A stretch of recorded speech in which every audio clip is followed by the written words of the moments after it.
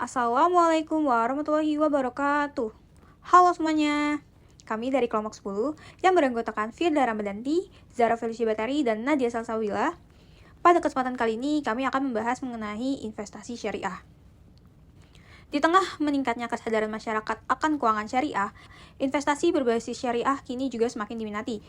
Banyak orang yang sudah mulai beralih dari instrumen konvensional ke instrumen yang lebih sesuai dengan nilai-nilai Islam.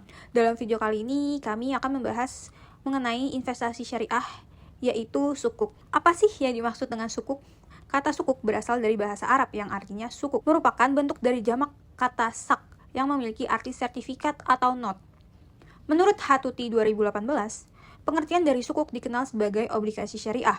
Sukuk dapat diartikan sebagai surat berharga yang diterbitkan sesuai dengan ketentuan syariah dan sebagai bukti kepemilikan investor atas underlying aset baik dalam mata uang rupiah maupun dalam bentuk valuta asing. Sebelum lanjut, yang dimaksud dengan underlying aset adalah aset yang dijadikan sebagai objek atau dasar transaksi penerbitan sukuk.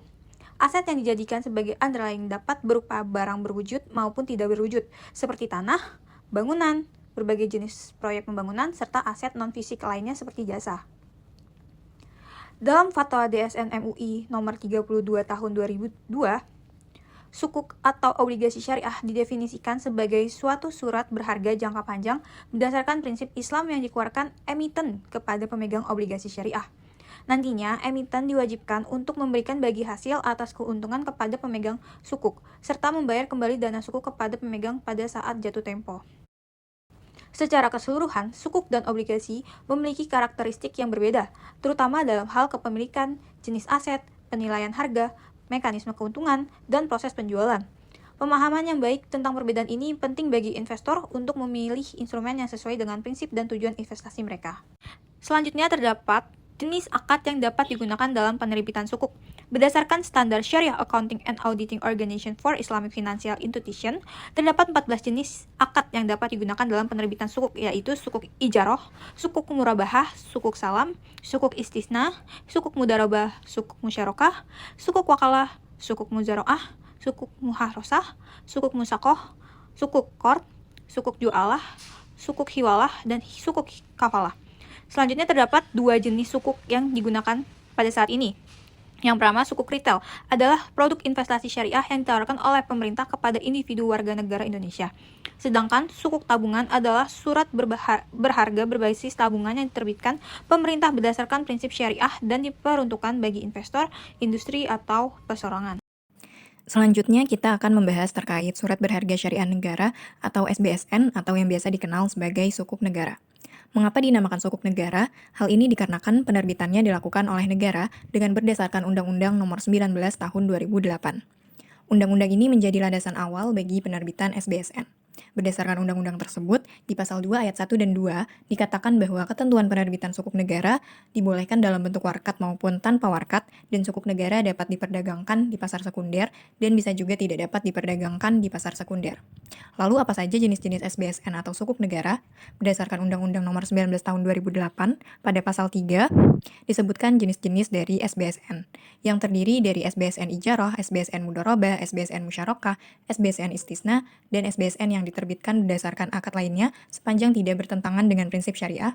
Juga SBSN yang diterbitkan berdasarkan kombinasi dari dua atau lebih dari akad yang disebutkan sebelumnya. Berikutnya akan kita bahas mengenai sukuk korporasi.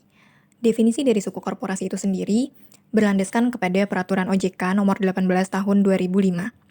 Peraturan ini menjelaskan bahwa perusahaan, baik swasta maupun BUMN, dapat menerbitkan sukuk apabila aset perusahaan yang dijadikan dasar penerbitan sukuk sesuai dan tidak bertentangan dengan prinsip-prinsip syariah. Dan selama aset perusahaan tersebut dijadikan sebagai underlying aset yang tidak digunakan dalam kegiatan yang bertentangan dengan prinsip-prinsip syariah di pasar modal. Lalu apa saja aset yang dapat dijadikan sebagai underlying aset dalam sukuk korporasi, baik itu swasta maupun BUMN? Menurut Bursa Efek Indonesia, aset yang dapat dijadikan sebagai underlying aset tentunya tidak bertentangan dengan kesesuaian prinsip-prinsip syariah di pasar modal. Di antaranya yaitu aset yang berwujud, memiliki nilai manfaat, baik manfaatnya sudah ada maupun manfaat yang akan ada, kemudian aset berupa jasa yang sudah maupun jasa yang akan ada, aset proyek tertentu dari suatu perusahaan, dan aset yang berasal dari investasi suatu perusahaan yang telah ditentukan. Pembahasan berikutnya yakni mekanisme penerbitan dan perdagangan sukuk. Penerbitan sukuk memerlukan adanya underlying aset yang memiliki nilai ekonomis, baik dalam bentuk fisik maupun non-fisik. Aset ini berfungsi untuk memastikan bahwa transaksi sukuk sesuai dengan prinsip-prinsip syariah, terhindar dari praktik riba, serta memungkinkan aktivitas perdagangan sukuk di pasar sekunder. Selain itu, emiten sukuk juga harus memiliki bisnis yang halal dengan didukung oleh fundamental keuangan yang kuat dan citra yang baik di mata publik. Sebelum sukuk dapat diterbitkan, sangat diperlukan persetujuan syariah dari pihak yang berwenang, seperti Dewan Syariah Nasional Majelis Ulama Indonesia atau DSN MUI untuk pasar domestik, atau Accounting and Auditing Organization for Islamic Financial Institutions atau AAOI-FI untuk pasar internasional. Pasar sekunder memainkan peran penting dalam meningkatkan likuiditas pasar sukuk. Dengan adanya pasar sekunder, investor memiliki kesempatan untuk menjual atau membeli sukuk yang mereka miliki, yang pada gilirannya dapat menarik minat calon pembeli atau penjual. Hal ini tidak hanya memberi kemudahan bagi investor dalam mendapatkan atau melepaskan investasi mereka, tetapi juga membantu menciptakan pasar yang lebih dinamis dan efisien. Berikutnya kita akan membahas mengenai integrasi sukuk dan wakaf. Apa itu integrasi sukuk dan wakaf? Integrasi sukuk dan wakaf merupakan penggabungan dari sukuk sebagai instrumen keuangan syariah dengan wakaf untuk tujuan sosial dan filantropi. Salah satu contoh dari penggabungan ini adalah cash wakaf link sukuk, yaitu instrumen hibrida yang menggabungkan antara wakaf tunai dengan sukuk negara, yang dalam skema ini, dana wakaf yang dikumpulkan oleh Badan Wakaf Indonesia atau BWI diinvestasikan dalam sukuk negara yang kemudian dikelola oleh Kementerian Keuangan sehingga dapat dimanfaatkan untuk kepentingan masyarakat. Mengenai pembahasan terkait investasi sukuk atau obligasi syariah, terdapat kasus yang baru-baru ini terjadi di Indonesia. Pada tanggal 18 Februari 2025 lalu, website Kompas memberitakan mengenai kasus PT Wika yang gagal membayar obligasi dan sukuk yang jatuh tempo, sehingga saham Wika diberhentikan sementara oleh Bursa Efek Indonesia. Kasus ini mulanya disebabkan ketika perseroan mengalami keterbatasan likuiditas akibat pemangkasan anggaran infrastruktur oleh pemerintah pada 2025 yang turun signifikan dibandingkan 2024. Selain itu, dinamika kebijakan dan kondisi proyek juga membuat penyertaan modal negara atau PMN yang diterima Wika pada 2024 belum terserap sepenuhnya sehingga memperburuk keterbatasan kas yang bisa digunakan.